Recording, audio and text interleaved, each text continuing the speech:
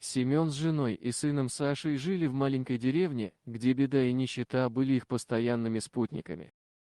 Отец Семен был человеком с тягой к алкоголю и насилию. Он постоянно пил и бил свою жену и маленького сына. Каждый день Саша мечтал о том, чтобы уйти из этой адской реальности. Мальчику не было места, где он мог бы найти убежище от жестокости отца, кроме леса, который огибал их деревню. Саша проводил там много времени, уединяясь среди высоких деревьев и животных. Он старался не привлекать внимания отца и находил утешение в общении с дикими зверями, особенно с волками.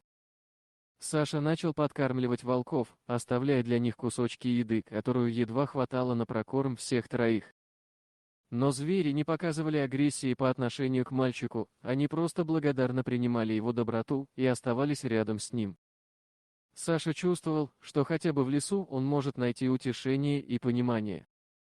Однажды, после долгого дня в школе, Саша вернулся домой и застал своего отца в состоянии полного опьянения.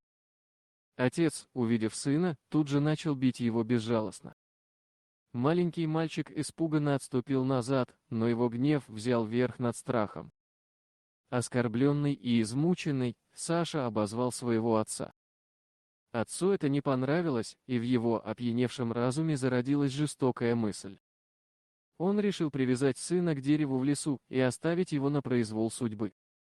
Он уверился, что волки, которых мальчик так ласково обращался, съедят его без остатка. Утром, когда Семен проснулся от похмелья, отец решил проверить, остался ли его сын живым.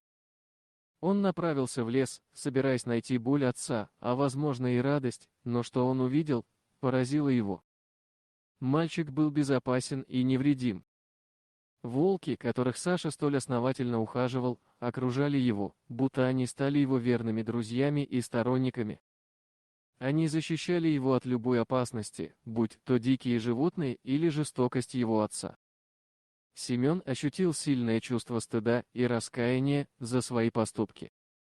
Он понял, что его сын, несмотря на все испытания, продолжал найти любовь и сострадание даже в самых непредсказуемых местах. Саша научил отца уроку настоящего мужества и доброты. Отцу стало ясно, что изменить свою жизнь и восстановить семью, которая была разрушена его собственными руками, было его обязанностью.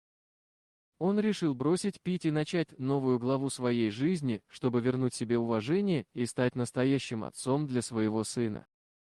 Семен просил прощения у Саши за все страдания, которые он причинил ему. Они вместе возвращались домой, рядом с ними шли волки, охраняя их.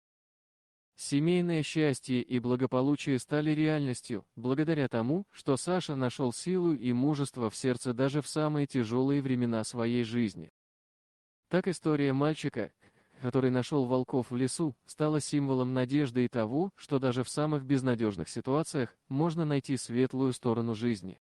Дорогие друзья, если вам понравилось видео, поставьте лайк, а также подписывайтесь на канал, где найдете еще много интересного.